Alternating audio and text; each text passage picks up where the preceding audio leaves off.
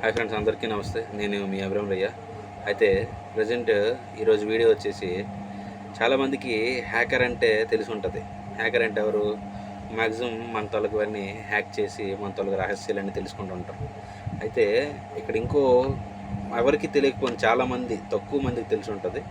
Ethical hacker అని మీరు ఏ రోజైనా విన్నారా?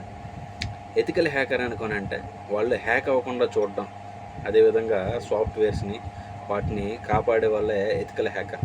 అంటే వాళ్ళు ఒక విధంగా ఇంటర్నల్ మెయింటెనెన్స్ అనమాట.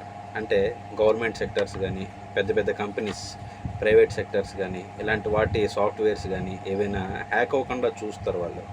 అంటే హ్యాకర్ అంటే వాడికి హ్యాక్ చేయడం మాత్రమే తెలుసు, కానీ ఎథికల్ హ్యాకర్కి హ్యాక్ చేయడంతో పాటు హ్యాకింగ్ ఉండడం కూడా తెలుసు.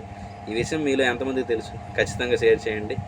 మా వీడియో మీకు నచ్చినట్లయితే లైక్ చేయండి, మా ఛానల్ సబ్స్క్రైబ్ చేయండి. Thank you for watching.